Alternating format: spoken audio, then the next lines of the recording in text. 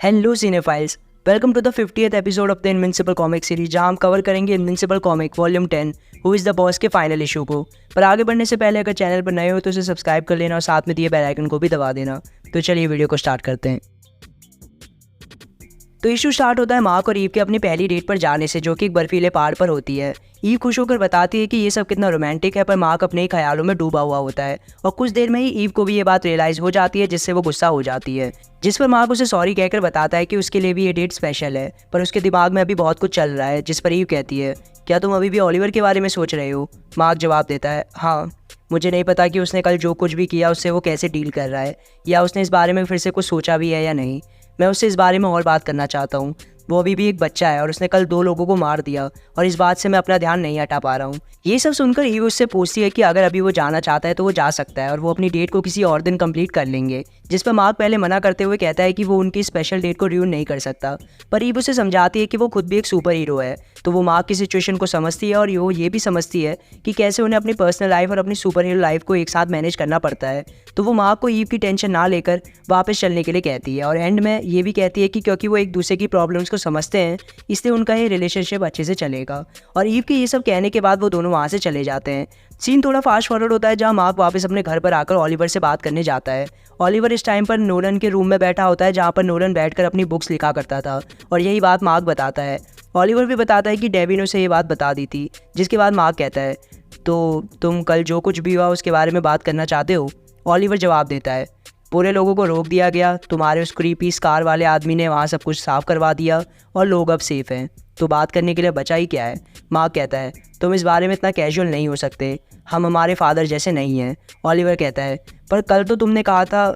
तो basically last issue के ending में हमने देखा था कि ओलिवर मार्क से पूछता है कि क्या उसे नोलन की कोई भी बात सही नहीं लगी, जिस पर मार्क ने कहा था कभी कभी, और इतने में ही वो इशू ख़त्म कर दिया गया था। हालांकि उस कन्वर्सेशन को आगे तो दिखाया नहीं जाता, पर हमें यहाँ एक आइडिया दे दिया जाता है कि मार्क ने यही कहा कि कभी कभी उसे नोलन की बातें सही लगती है, कि वो इंसानों से सुपीरियर हैं, एक्सेट्रा एक्सेट्रा, और इसी बारे में ओलिवर कह रहा होता है। पर इसी बात पर क्लैरिफिकेशन देते हुए मार्क भी कहता है, मुझे पता है मैंने क्या कहा था, पर इसका मतलब ये नहीं है कि मैं उनसे एग्री करता हूँ। जिसके बाद ओलिवर बताता है कि वो खुद ह्यूमन ना होने की वजह से इस प्लेनेट के लोगों से रिलेट नहीं कर पाता है, और उसने जितना उन्हें समझा भी है उससे ही उसे ह्यूमंस पसंद नहीं आए हैं, क्योंकि ओलिवर के हिसाब से उनकी स्पीसीज यानी कि थ्रेक्सा के लोग अपनी छोटी लाइफ होने की वजह से एक इंडिविजुअल के बारे में ना सोचकर एज अ होल सोसाइटी के बारे में सोचा करते थे और एक दूसरे की लाइफ इंप्रूव करने की कोशिश करते थे। हालांकि ओलिवर के हिसाब से अर्थ के लोग काफ़ी सेल्फिश और सेल्फ सेंटर्ड हैं। सांप को पाल रहा था। पर ये सुनकर मार्क गुस्सा हो जाता है और ओलिवर को चुप होने के लिए कहता है। जिसके बाद मार्क ये भी कहता है कि वो ये सब समझने के लिए अभी बस एक बच्चा है। उसके अलावा इंसानों के बारे में ज़्यादातर नॉलेज उसने टीवी देखकर या बुक पढ़कर ली है। ओलिवर इस बात पर कुछ काउंटर आर्गुमेंट देने वाला होता है, पर मार्क उसे फिर से चुप होने के लिए कहता है और वो इस बारे में बाद में बात करेंगे ऐसा कहकर उस रूम से चला जाता है।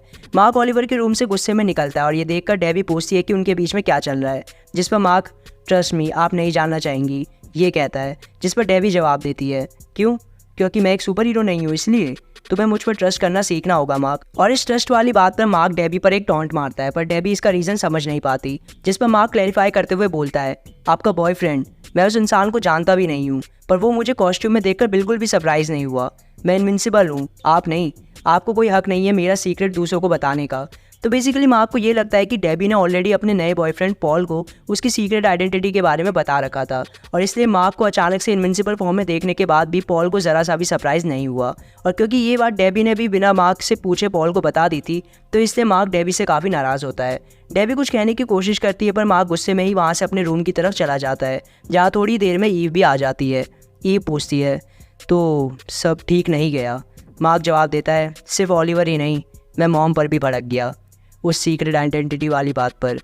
मुझे तो अब लग रहा है कि कहीं मुझ में ही तो कोई प्रॉब्लम नहीं है। क्या मेरे ही गुस्से से ये सारी टेंशन तो नहीं हो रही है? ईव कहती है, मेरे हिसाब से तो तुम अपनी बातों पर सही हो, पर मैं भी क्या ही बोलूँ, क्योंकि मैं खुद भी अपने पेरेंट्स पर चिल्लाते रहती हूँ। मार्क कहता है, मैं इस सबसे अपना ध्यान हटाना चाहता हूँ, तुम मूवी देखना चाहोगी? मार्क के सवाल के बाद सीन फास्ट फॉरवर्ड होता है और हम चलते हैं मार्क और विलियम के पुराने हॉस्टल रूम में। पुराना इसलिए कह रहा हूँ क्योंकि मार्क अब कॉलेज छोड़कर वापस अपने घर शिफ्ट हो चुका है। हालांकि उसका कुछ सामान अभी भी उस रूम में पड़ा हुआ होता है और उसी को वापस लाने वो गया होता है। विलियम बताता है कि अच्छा हुआ मार्क आज सामान लेने आ गया, क्योंकि कल से वो खुद भी वहाँ से शिफ्ट हो रहा था। जिस पर मार्क पूछता है कि अब वो कहाँ जा रहा है। विलियम बताता है कि वो अब रिक के साथ शिफ्ट हो रहा है, क्योंकि अपने रीएनिमेंट में चेंज होने की वजह से उसे अकेले रहने में परेशानी हो रही है। उसके अलावा विलियम को भी एक ज़्यादा अच्छी और बड़ी जगह में रहने का मौका मिल जाएगा। जिसके बाद विलियम मार्क से रिक्वेस्ट करता है कि वो उसका कुछ सामान शिफ्ट करने में हेल्प कर दे, जिसके लिए मार्क हाँ कह देता है। और सीन फिर एक बार थोड़ा फास्ट फॉरवर्ड होता है, जहाँ मार्क विलियम की मदद करके एक सुपर हीरो पेट्रोलिंग पर निकला होता है। इस पेट्रोलिंग पर जाते हुए मार्क अपने आप से कहता है, सेसिल लाइन को क्रॉस कर चुका था और मैं खुश हूँ कि मैं उससे अलग हो गया हूँ, पर कम से कम उसकी मुझे मिशंस पर बुलाने तक मैं बुक तो पढ़ सकता था, पर पेट्रोलिंग तो। ऐसे ही अपने आप में बात करते हुए मार्क पेंटागन की जेल स्ट्रॉन्ग होल्ड पेनिटेंशियरी में पहुंच जाता है, जहाँ पर मार्क को एक जाना पहचाना चेहरा दिखता है। मार्क नीचे आते हुए कहता है, रुक जाओ टाइटन, मुझे सब कुछ पता चल गया है कि कैसे मेरी मदद के बाद से तुमने मशीन हेड की ऑर्गेनाइजेशन पर कब्जा कर लिया है। तुम्हें सही में लगा था कि मैं तुम्हें नहीं पहचानूंगा। तो बेसिकली यहाँ पर टाइटन आया होता है, क्योंकि जैसा आपको याद होगा कि इस जेल में ही मल्टीपॉल भी कैद है, जो मिस्टर ल्यू का एक खास आदमी है, और उसे छुड़ाने की जिम्मेदारी मिस्टर ल्यू ने टाइटन को ही दी होती है।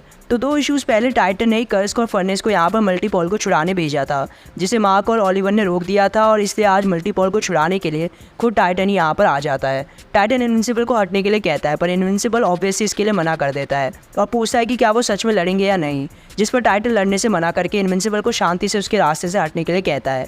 इनविंसिबल को अभी ये तो नहीं पता होता है कि टाइटन वहाँ एग्जैक्टली किसको छुड़वाने आया है, पर ऑब्वियसली वो फिर से इस चीज़ के लिए मना कर देता है, जिस पर टाइटन कहता है, अगर तुमने मुझे छूने की भी कोशिश करी तो मैं तुम पर हैरेसमेंट चार्जेस लगवा दूंगा।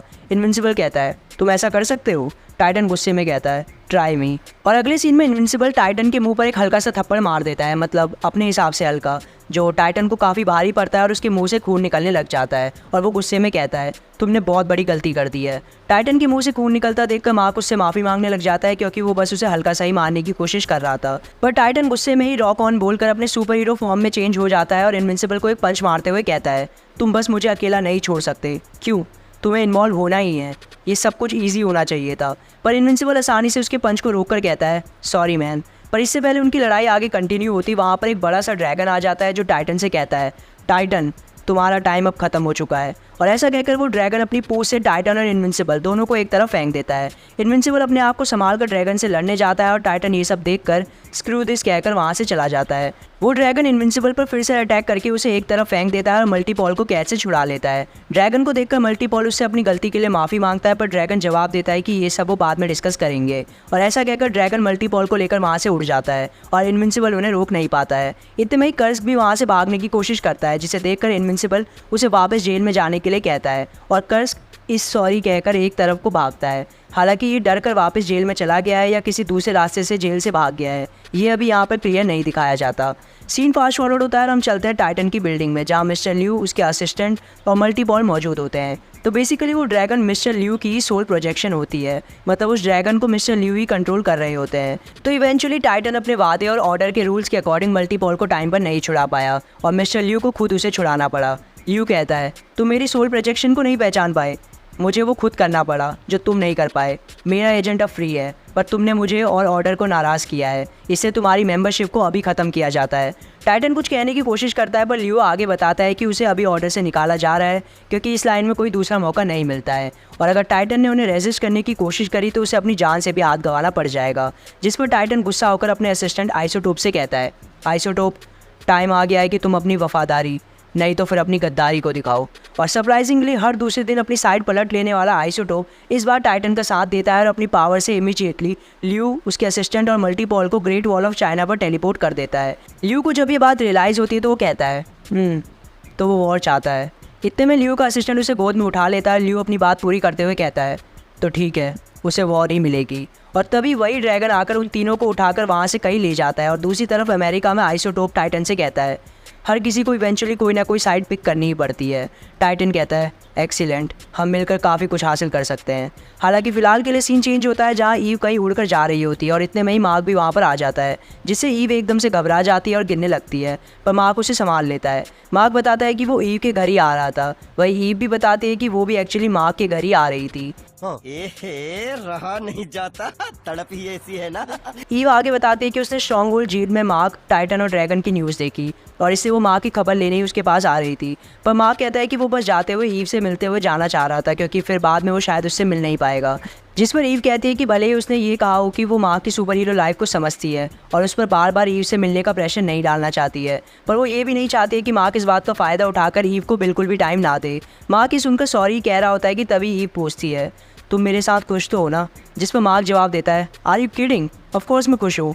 हाँ, मैं थोड़ा डिस्ट्रैक्ट हो गया था। पर ईव मार्क की भावनाओं को समझ जाती है और उसकी बात को बीच में ही रोककर कहती है, रुक जाओ, मैं ही बेवकूफ़ों जैसी बात कर रही थी। तुम्हारी लाइफ में कुछ इंपॉर्टेंट चीज़ें चल रही है, मैं अपनी बात वापस लेती हूँ। माँ की सुनकर ईव को किस कर देता है, जिसके बाद वो ईव से वादा करता है कि कल वो पूरे दिन उसके साथ रहेगा और वो दोनों एक बढ़िया सी डेट पर जाएंगे। और ये सब बताकर मार्क अभी के लिए ईव को बाय कहकर वहाँ से चला जाता है। मार्क अपने घर में एंटर कर ही रहा होता है कि तभी ओलिवर पीछे से उसे आवाज़ देकर कहता है, तुमने मुझे देखा नहीं? मार्क उसकी तरफ देखकर कहता है, नहीं, तुम कितने ऊपर उड़ रहे थे? ओलिवर जवाब देता है, काफ़ी ऊपर, पर मैं अभी भी स्पेस में जाने में कंफर्टेबल नहीं हूँ। मार्क कहता है, अपने आप को थोड़ा टाइम दो, मुझे तो ज़बरदस्ती स्पेस में जाना पड़ा था। वेट, तुमने कॉस्ट्यूम क्यों पहन रखा है? क्या तुम?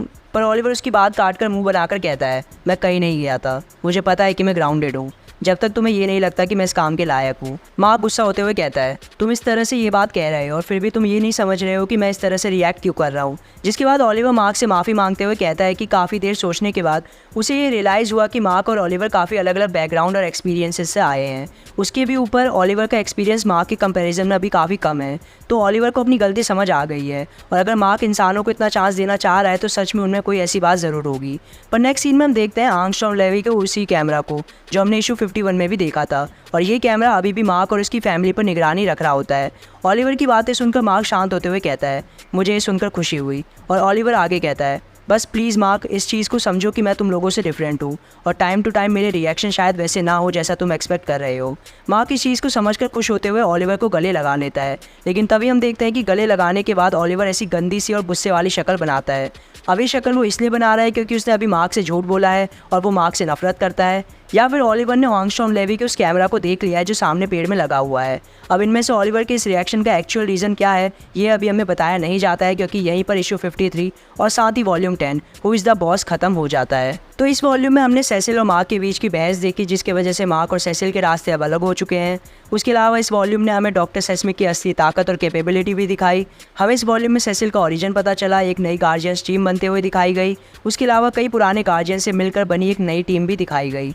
मार्क और ईव अब रिलेशनशिप में आ चुके हैं।